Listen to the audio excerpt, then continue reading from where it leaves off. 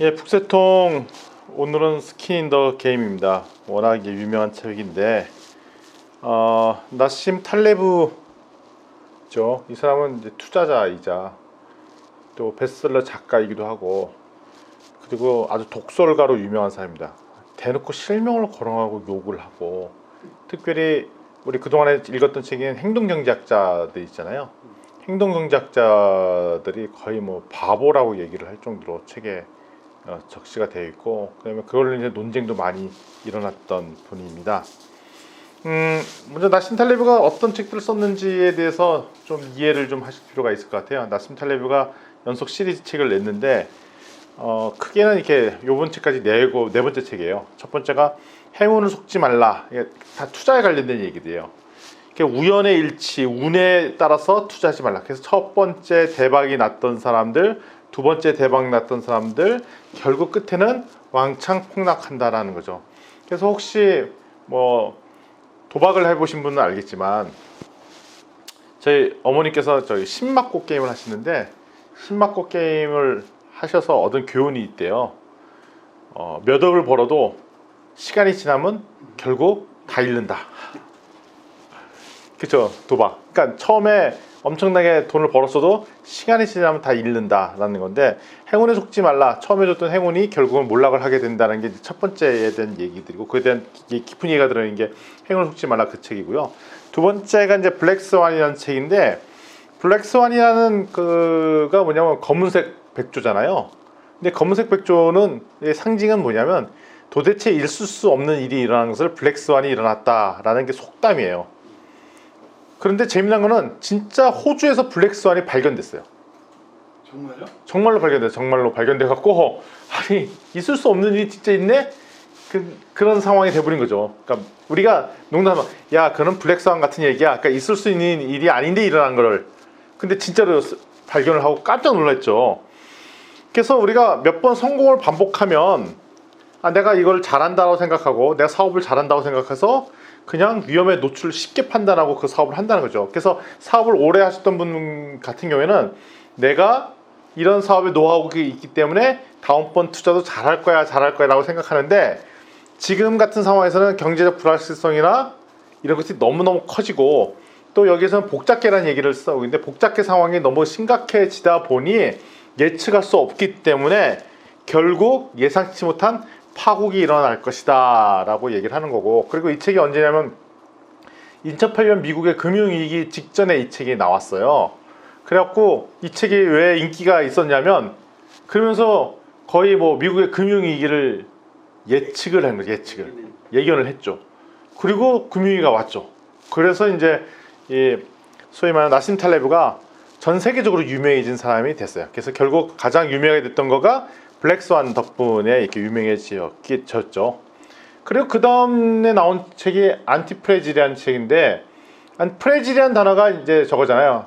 깨지기 쉬운, 프레질 그런 뜻이 깨지기 쉬운인데, 그러니까 불확실성이 높기 때문에 블랙스완 같은 현상들이 나타나서 우리는 쉽게 깨질 수밖에 없는 존재라는 거예요. 그러니까 현대 사회에서 사업을 하거나 비즈니스를 산다는 것 자체가 엄청나게 위험한 상황이라는 거예요.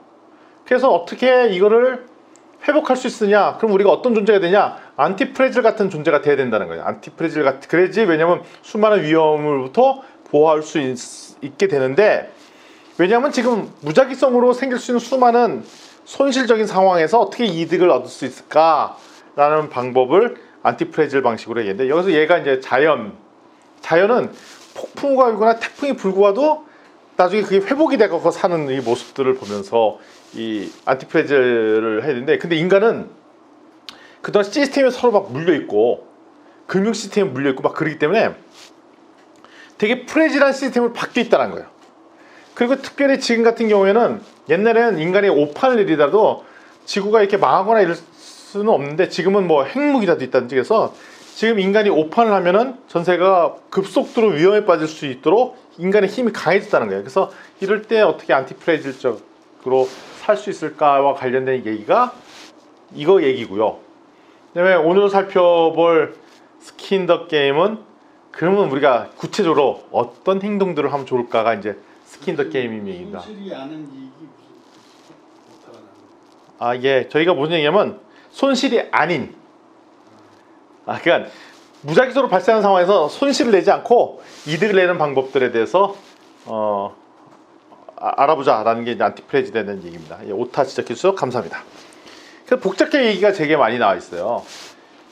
저희가 이제 전에 저희 학교에서 크리에이트데이에 참석하는 기업체 대상으로 네트워크 관계를 막 분석하는 게 있었어요. 그게 한 열 몇 개 된 기업이거든요. 근데 보통 우리 열 몇 개 기업이라고 분석하면 그냥 A 기업은 어떻고 B 기업은 이렇게 하는데, 거기 관계에 대해서 분석하니까 거기 그림에도 나듯이 되게 복잡하게 연결고리가 이어졌더라는 거예요.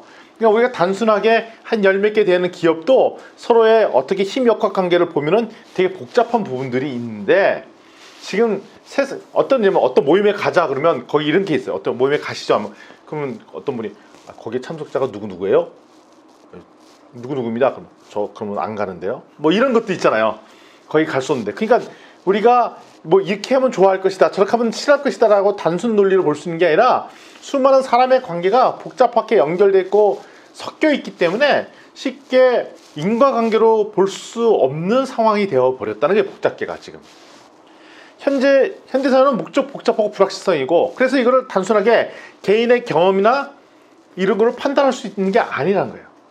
특별히 그래서 여기 사회과학자들, 과학자들은 변수들을 만들잖아요. 논문 쓰시는 분도 알겠지만 독립변수가 어떻게 종속변수에 영향을 줄까 막 이런 것들로 법칙을 한다든지 실험을 한다든지 이런데, 그 실험이나 이런 거가 실제 맞겠냐는 거예요.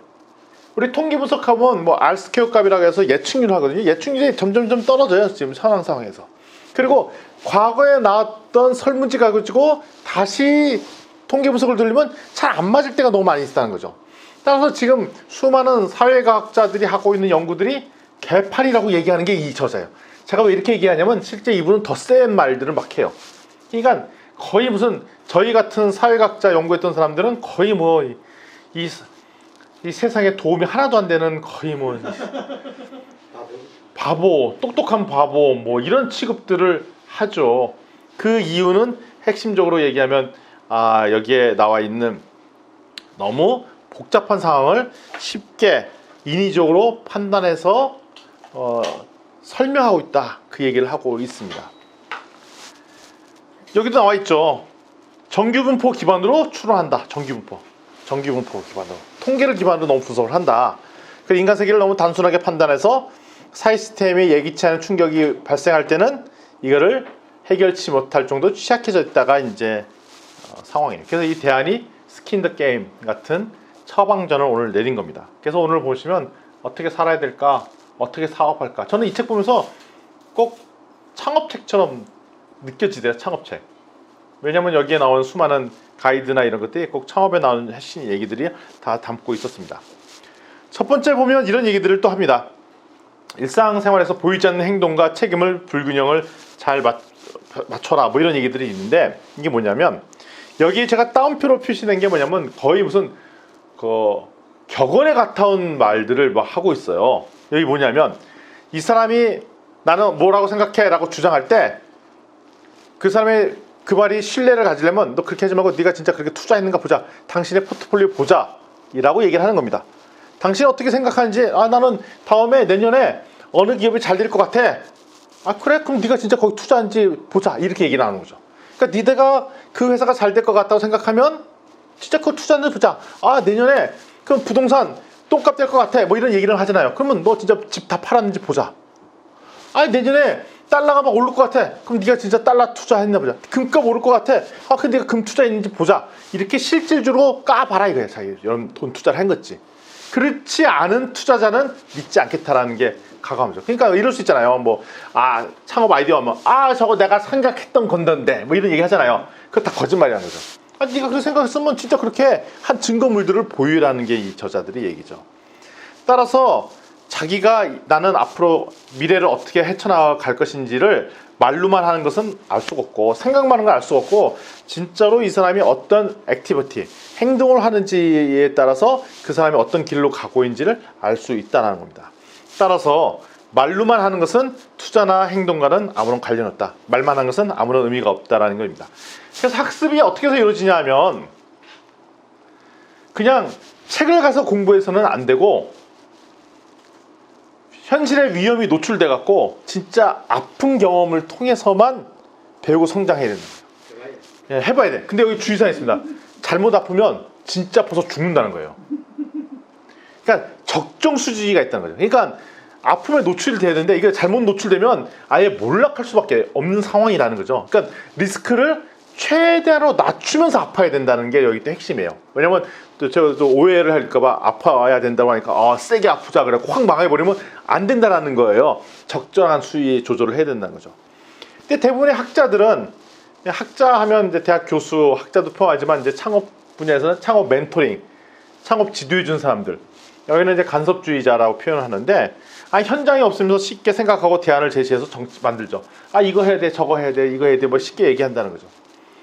제가 이제 디자인 싱킹 교육이나 이런 걸 하면서도 많이 느낀데 디자인 싱킹에 재밌는 사례들이 몇 개 있죠. 그래서 전에 우리나라에서 군대 폭력 문제가 심각해지자, 특히 신병에 대한 폭력 문제가 심각해지자 그 대안을 만드는 작업을 했었어요. 그래서 그때 나왔던 제도 중에 하나가 2등병이 주로 들어가면 구타 당하니 제도를 없애자. 2등병 제도를 없애자. 들어가면 1병 주자.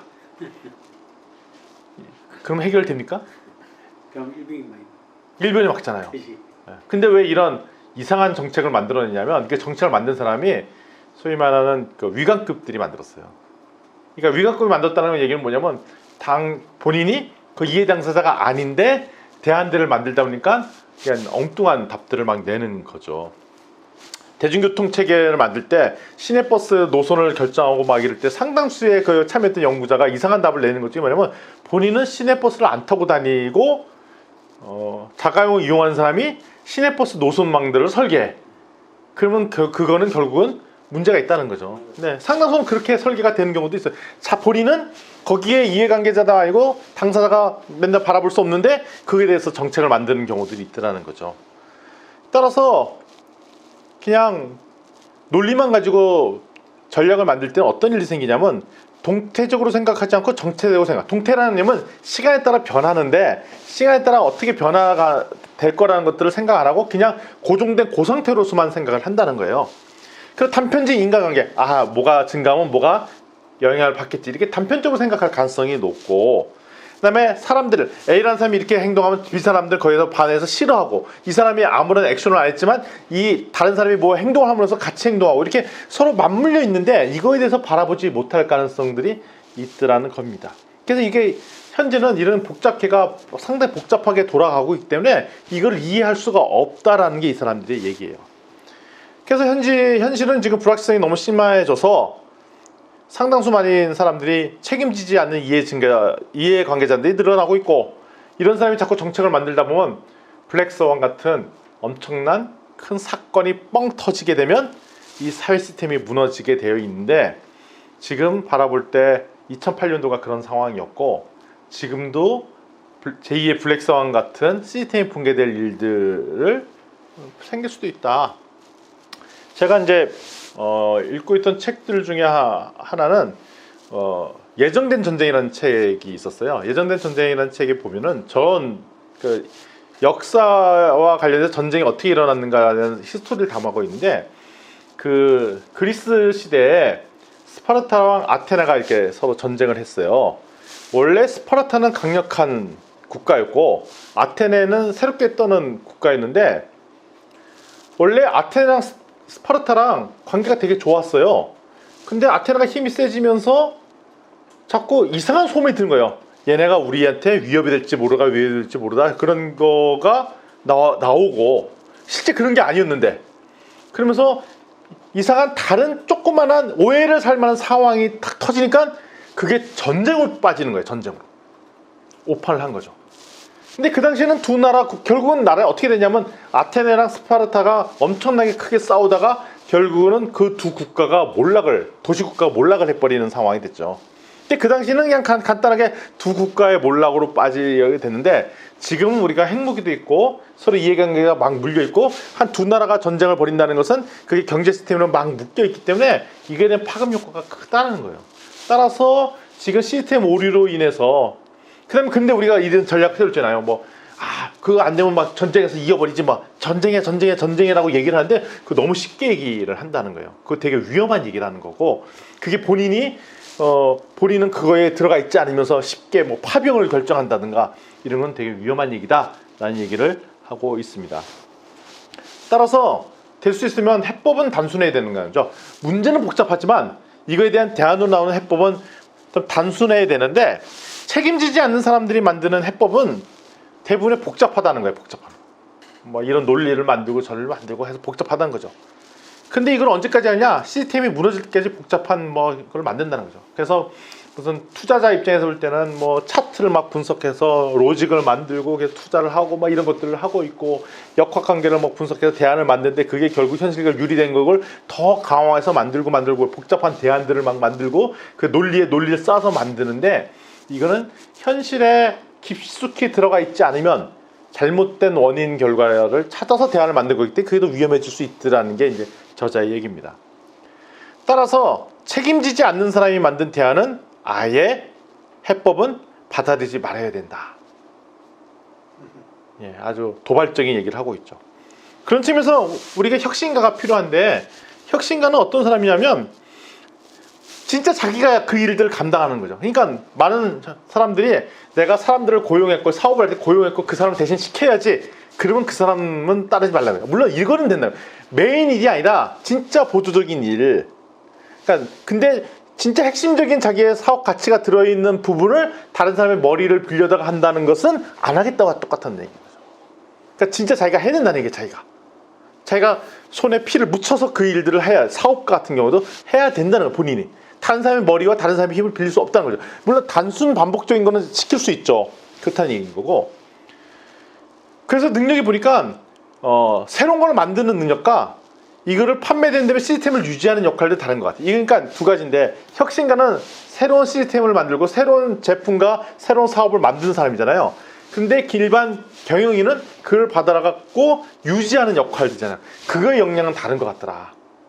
오히려 뒤에 있는 유지하는 역할들은 명령체계를 잘 만들고 잘 운영이대로 돌리고 조직화하고 이건 건데 혁신가는 그것이 아니라 판을 잡고 깨야 되는 거니까 진짜 그 역량은 180도로 다르다라는 얘기를 하고 있습니다.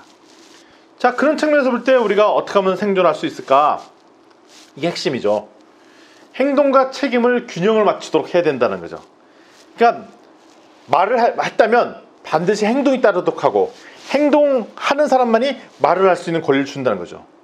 이게 되게 중요한 포인트를 가지고 있습니다. 위험은 어디서 발생하냐? 전기분포의 가운데서 발생하는 게 아니라 양극단에서 예상치 못한 일들이 터지면 그게 급속도로 위험도로 빠질 가능성이 있어서 양극단에 있는 꼬리를 잘 관리할 필요가 있다는 거고요. 따라서 어떻게 해야 지금 불확실성이 높은 이 시대에 살아갈 수 있냐 하면 생존 전략 방법이 뭐냐면 일단 용기를 가져서 위험을 감수해서라도 현실에 들어가고 이때 경험과 실수를 통해서 학습하고 이때 주의사항이 뭐냐면 잘못 대응하면 파멸을 할 수가 있기 때문에 파멸을 철저히 회피하는 전략을 써야 된다는 거죠. 이래야 진짜 지식이 쌓이다는 겁니다. 그래서 경험주의 철학을 갖고 있는데 그러니까 뭐냐면 실패로부터 배울 수 있다라는 그런 생각을 가지고 이 일들을 해야 되고요.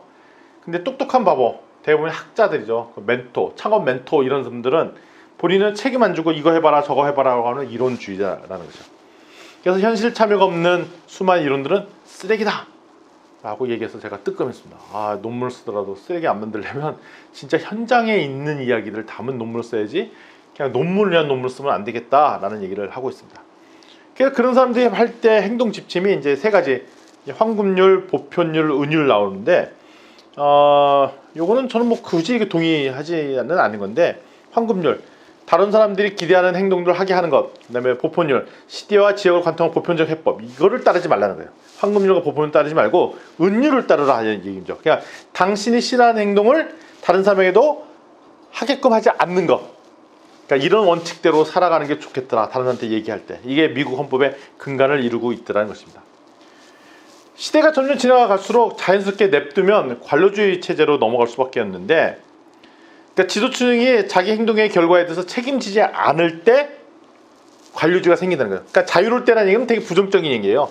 그러니까 지도층이 자기 행동에서 책임지지 않는 위치, 그러니까 자유로울 때 그게 관료주의 되는 거예요. 대충 자기도 책임지지도 않을 시스템들을 막 만들어낸다는 거죠. 따라서 우리는 이런 위험에 빠지려면 관료제가 되면 위험에 빠질 수 있다는 거죠. 그래서 지금 현대 시스템은 자꾸 관료제로 들어가게 되는데 관료제를 탈피해야 된다는 거죠. 그래서 조직 구성원이 책임을 회피하도록 설계된 게 관료주의라는 거죠.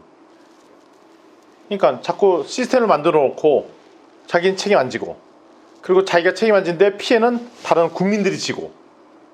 지난번 IMF 때 우리가 대응했던 시스템이 그랬다는 거죠. 그 결정은 탑에서 결정했는데 그의 책임은 그 탑들은 안 지고 다 책을 변경한 거죠.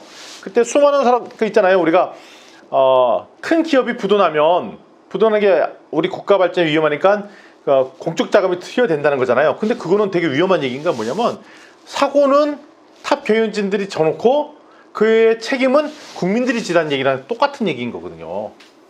그래서 그게 뭐냐면 되게 위험한 얘기인 거라는 거죠.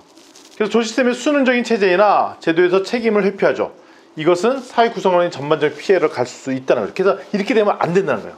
따라서 우리가 공적 자금을 투여한다 이런 걸 쉽게 결정하면 안 된다는 거예요. 그러니까 어느 큰 기업이 도산하게 되었으면 그게 잘 판단을 해봐야 되는 거죠. 왜냐하면 자기 이해관계자는 실제 책임을 지지도 않으니까. 이런 측면에서 철저히 분권화 노력이 필요하다는 얘기를 합니다. 특히 지방 분권화.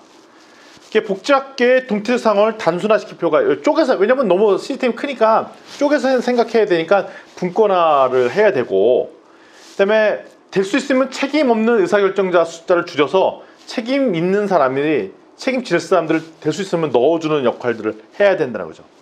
따라 지도층의 행동이나 책임을 함께하는 체제를 만드는 것이 되게 중요하다라는 얘기를 하고 있습니다. 따라서 우리가 이런 사람들의 멘토를 경계해야 되는데, 이런 얘기죠. 재밌는 얘기가 있어요. 당신에게 좋은 일이면 그에게도 좋은 일이지만 당신에게 손실이 된데도 그에게는 아무리 손실이 발생하지 않는데 하라고 부득이면 그 사람 절대로 경계하라. 그 사람 같이 좋은 일은 좋아. 근데 이 일에서 위험도가 저 사람이 있고 나한테는 위험이 없어. 근데 이 사람이 해봐 그 사람 말 절대 믿지 말라는 거예요. 아주 도발적인 얘기인 거죠. 우리 그렇게 얘기하잖아요. 그리고 조언하는 걸 가장해서 사실은 내 서비스나 제품을 팔어. 너도 좋고 나 좋은 거 아니야? 그럼 그 사람 무조건 피하라라고 조언하고 있어요. 위험하게, 왜냐면 오판의 얘기를 할 수 있다는 거죠. 따라서 불확실성이 있거나 정보가 충분히 공유가 안 되는 상황의 거래는 반드시 피하라. 왜냐하면 이게 한두 번은 좋을지 몰라도 이게 계속 반복되면 그걸로 인해서 발목 잡혀서 결국 같이 몰락할 수 있다는 얘기입니다. 사업정책 할 때 충분하게 정보가 공유가 돼 있거나 아니 불확실성이 없었을 때 이 사업을 하라는 거죠. 근데 실질보는 불균형한 문제들이 되게 많이 있더라는 거죠. 아까도 말씀드렸듯이 복잡계는 구성요소의 상호작용을 파는 것이 되게 어렵기 때문에, 또 특별히 극소수가 전체에 영향을 준다는 거죠. 예를 들면 이 정규분포를 이룰 때 정규분포의 대다수가 영향을 줄 것 같은데 강력한 소수가 있다면 그 강력한 소수가 전체에 영향을 준다는 거예요. 그 재미난 예가 있어요. 자동차의 자동 변속기 문제. 자동 변속기 차가 요번 대부분 자동 변속기를 쓰잖아요. 수동 안 쓰잖아요. 근데 보면은 수동도 가능하고 자동도 가능한 사람은 둘 다 운전이 가능해요. 근데 자동만 가능한 사람은 수동은 절대 못하죠. 따라서 자동차는 자연스럽게 기본이 뭘로 깔리게 됐다?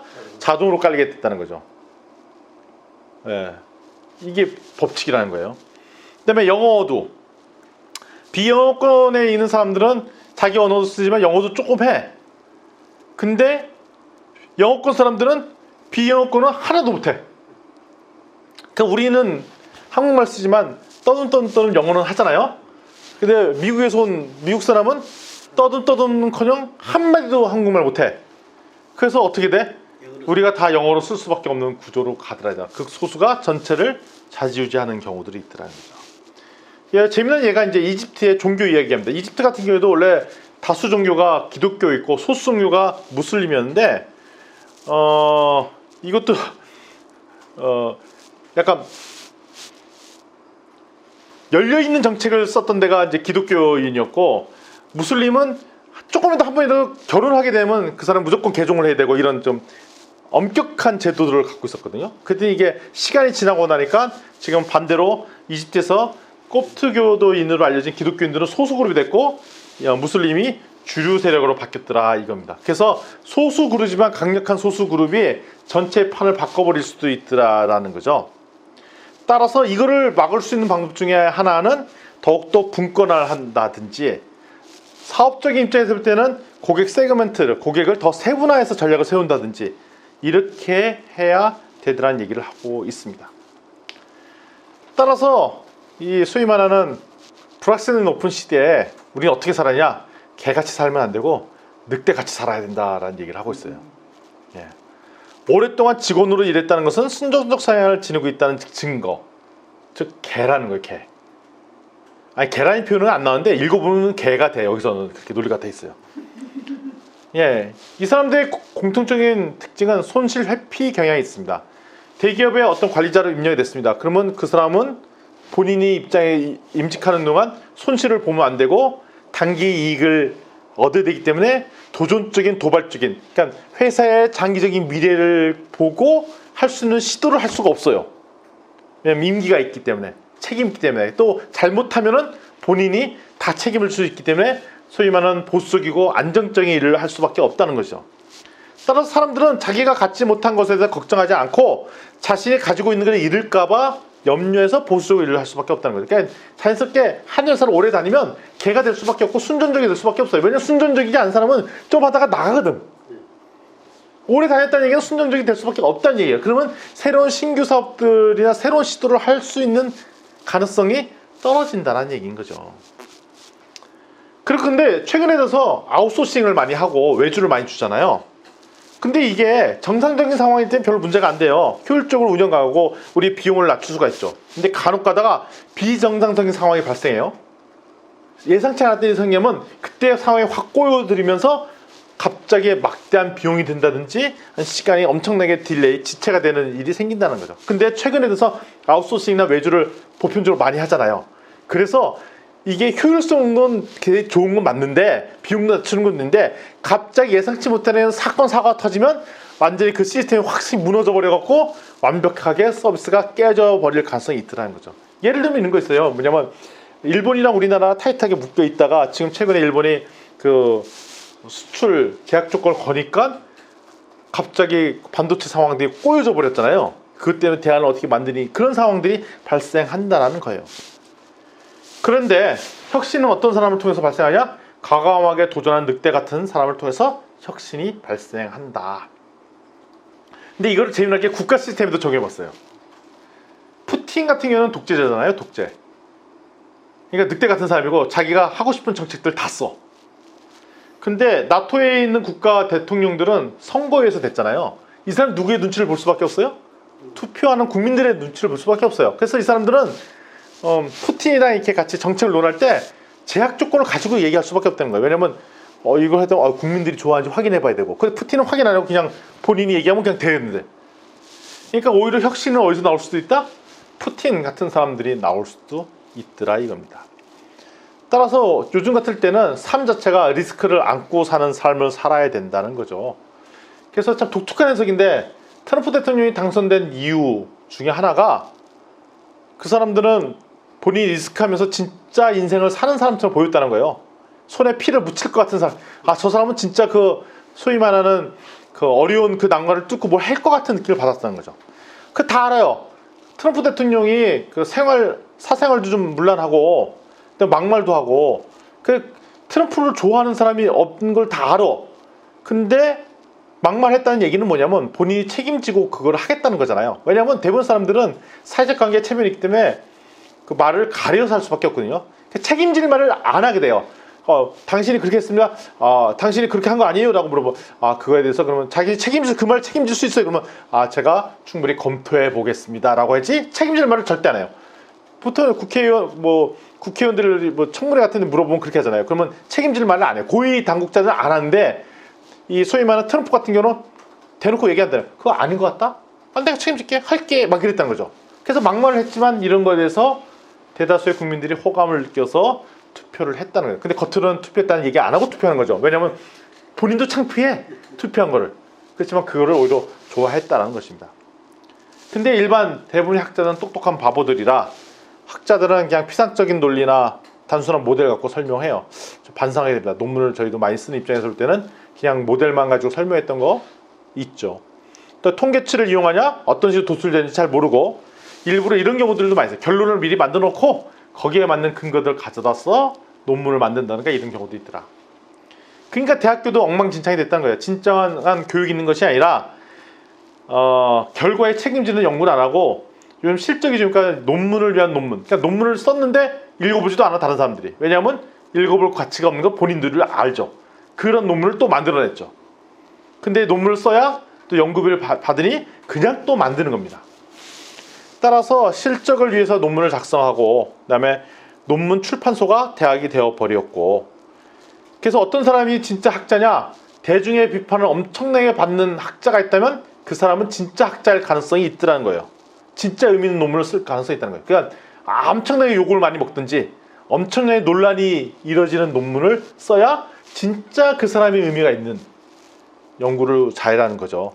그러면서 학자가 진짜 의미 있는 논문을 쓰려면 현장에서 최소한 10년은 버티고 있어야 그 분야의 논문을 쓸 수 있는 게 아니냐 얘기를 하는 겁니다. 그래서 이분이 책 내용의 안에다가 유명한 학자, 그것도 노벨 경제학상 받은 사람들 욕을 막 쓰는 거예요 지금. 그러니까 적이 많아요 이 사람이. 따라서 혁신가는 다른 사람들이 기대치 않는 행동을 하는 사람이 혁신가고 일반 대기업 임원들 승진해야 되니까 고위 관료직은 다른 사람이 기대하는 행동들을 아주 나이스하게 잘하는 사람이 대기업 임원까지 될 수 있다는 것입니다. 화려한 사업계획서 쓰는 사람들 조심하라고 얘기를 하죠.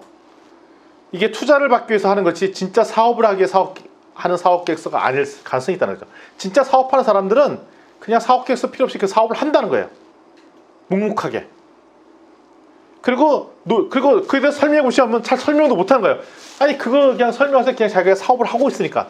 그래서 그 사람 불러다가 당신의 사업을 설명하세요 했더니 뭐 구구절절하게 나이스하게 잘 설명한 사람은 그 사람은 사기치고 있을 가능성이 있고 오히려 당신의 사업에 대해서 설명은 잘 못해. 근데 실적으로 보여줘.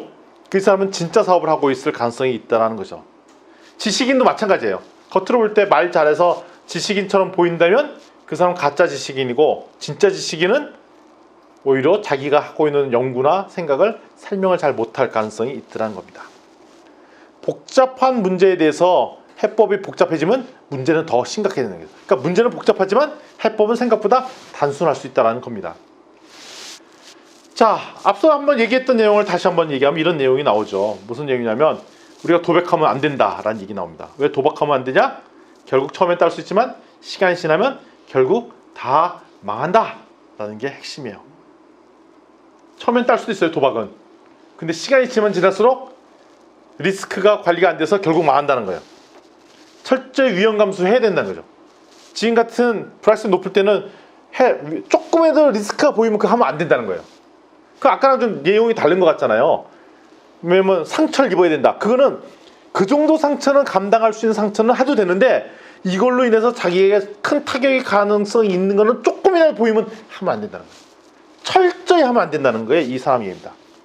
조금이라도 나올 가능성이 보여. 그럼 하면 안 된다는 게 이 사람이에요. 그걸 테일 리스크라고 해요. 양쪽 글에 이거 발생할 가능성이 조금 있어. 근데 한번 발생하면 엄청난 데미지가 와. 그러면 이 사람은 하지 말라는 거예요. 투자하지도 말고 쳐다보지도 말라는 거죠. 그런데 커다란 이익이 발생할 리스크는 수용하라는 거죠. 그러니까 조심해야 되는 거죠, 여기서. 그래서 진짜 중요한 말이 여기 마지막 문구에도 나왔는데 성공하기 위해서는 어떻게 해야 되냐?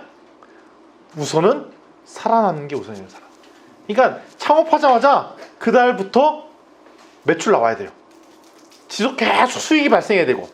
왜냐면 오래 살아남는 게 중요한 것이지 그냥 진짜 탁월한 아이디어로 뭘 바꾸는 게 중요한 게 아니라는 겁니다. 그래서 스킨 더 게임 불확실성이 높을 때 어떻게 살아남을지에 대한 전반적인 얘기를 오늘 저자와 함께 풀어봤습니다. 이상 오늘 마무리하도록 하겠습니다. 수고하셨습니다.